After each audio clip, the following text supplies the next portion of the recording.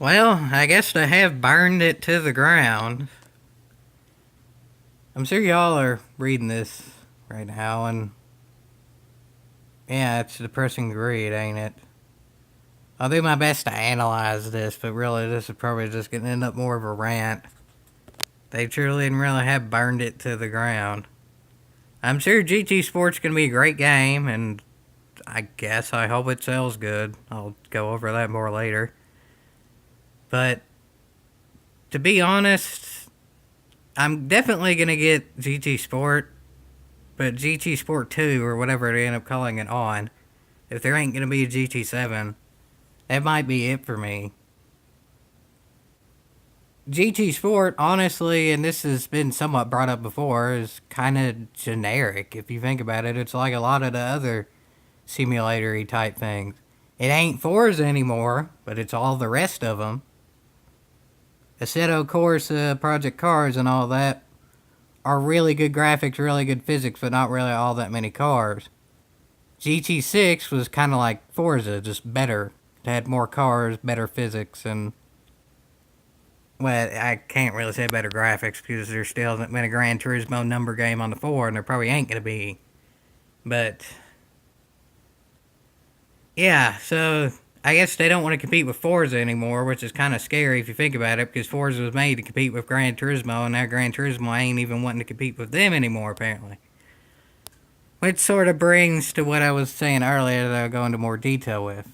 Because they ain't competing with Forza anymore, I guess what we could do is try to support this game as much as possible, buy it tons and tons and tons and make it really good selling, and if maybe, just maybe, they'll have enough money because this game sold in surplus, they'll go ahead and make a GT7 because they just have the money too. Or we could pretty much just go on strike, which is risky, and make it to where this game sells terribly and it's a wake-up call for them to go back to the old ways and just improve the old ways. If it ain't broke, don't fix it, just improve it and make it that much better.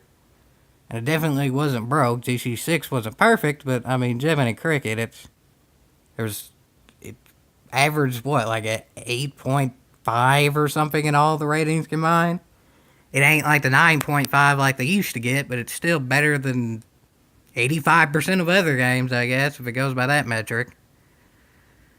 But yeah, there's a risk either way you take it. If we make it to where it sells really good, support it really well, and buy it to the point of it sells better than it was expected, then they may just give up completely on GT7 because this did so good.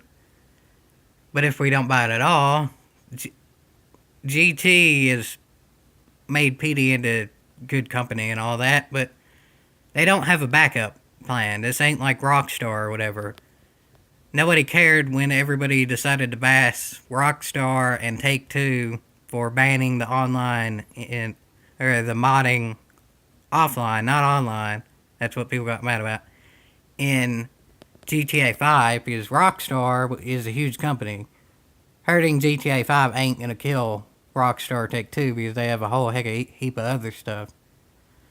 PD only has Gran Turismo, except for the one tourist trophy game, which probably ain't coming back either. I wouldn't mind another tourist trophy game, but that realistically ain't happening. But yeah, so if the game just sells terribly and we pretty much go on strike because we want the old thing, yeah, it might open up their eyes to make the old thing, but then either A, they might not have enough money to make it all, or B, they make it, but then it's just not really all that good. A good example of this would be pretty much what happened with Evolution Studios. They made the really, really good MotorStorm games that a whole heck of a heap of people liked. They sold fine. There was a lot of them on a lot of different platforms. There was PS3, PSP, and I think there might have been one on Vita, maybe. Don't quote me on that. But they decided to go a different route. Made one other game, Drive Club. Good game. Nobody, or not as many people as they thought liked it, and then their company went out of business. We don't want PD to go out of business, really, but I really don't think many people want them to just completely give up on the Gran Turismo number type games that compete with Forza. Because there ain't really that anything that fills GT's old void on PlayStation, like a GT number game. There's a lot of simulatory type games that have the not that many cars but really good physics, graphics, sound. Seto Corsa is on PS4. Project Cars 2, I think, is going to be on PS4. But there ain't any other video games with 1,200 cars on the PS4 that's going to come out. So, GT's filling a void that's already filled by a whole heck of a heap of games. Maybe everything will end up working out. GT Sport sells really well. They have enough money to make GT7, and so they do. Let's hope for that, folks. That's really all I'm going to say, but I'll just throw Evolution Studios in there, and yeah, it's hope for the best, expect the... I don't even know, folks. I don't even know. I mean, I played the beta. I know more than some, but while the GT Sport is going to be a good game, more likely than not, it's going to be a different game. So, I really don't know if this is worth a yeehaw. To say I'm a little bit apprehensive is an understatement. I mean, I'm really excited for Sport, but after that, I don't know, folks. I don't really think that many people do know at this point, and that's a little bit scary. A little bit scary, folks.